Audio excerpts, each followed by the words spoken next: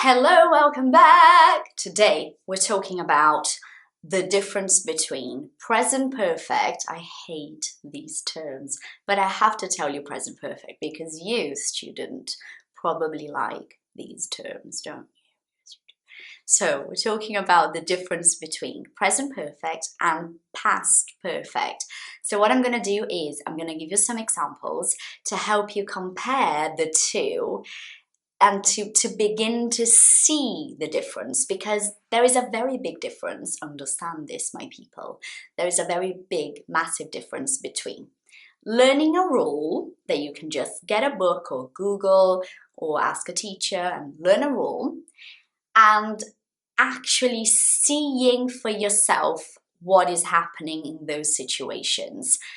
A rule is good, but a rule is also bad, because what happens when you learn things with rules is that when you're speaking, when you're trying to speak, you tend to forget the rule.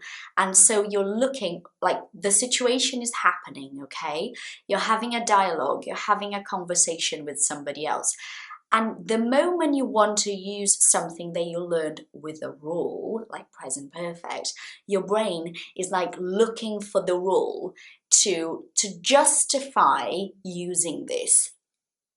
And you stop yourself from using it because you don't remember the rule exactly and you're not sure if you're right. However, when you learn something with observation and comparison, it begins to be something much more accessible to you. And instead of stopping, freezing, and thinking about rules, you can begin to actually get those things out, which is what we want. I'm going to give you some examples and hopefully you're going to understand what I mean a bit better. I've finished making lunch. I've finished making lunch. When you say it quickly, it sounds like this. I've finished making lunch, okay? This just happened now. I finished 20 minutes ago. It's very connected to the present moment. So I'm gonna say I've finished making lunch. It's about today, it's about my life now.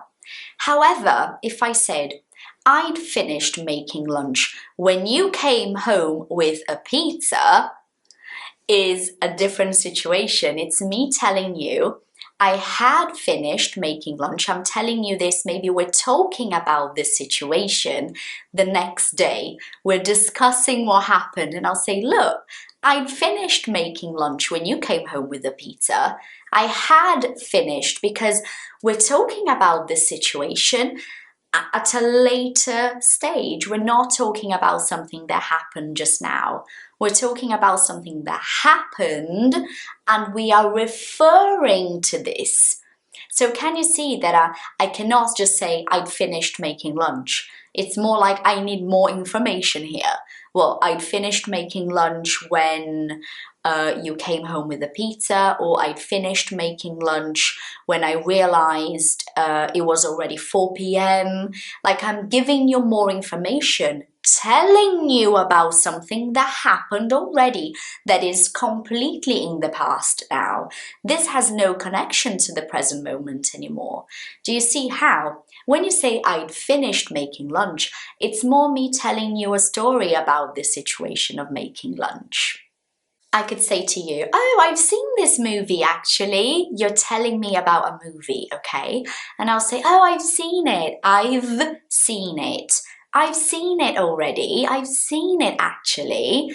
I'm telling you, in my life recently, I have seen this movie. Whereas if we're talking about this same movie next week, and you say to me, yeah, you only watched Marriage Story because I told you about it, and I'll say, no, I'd already seen it before you mentioned it. I'd already seen it. I'd seen it. I had seen it. No, I'd seen it before you mentioned it. It's not true. Because though a week before we were talking about movies, you mentioned Marriage Story, and I said, I've seen it. And then a week later, you go, yeah, you only watched it because I said. I'm like, no, I'd seen it already. What? So can you see that we are referring to this moment in the past? And actually, It always surprises me that you guys get so confused about the difference between I've and I'd, because I'd is something that we use in Portuguese. We don't really use I've the same way we do in English, but we do say I'd in Portuguese, and it works in a very similar way, so stop panicking. Could also say, I've taken the rubbish out. I've taken the rubbish out. I've taken it out, like now.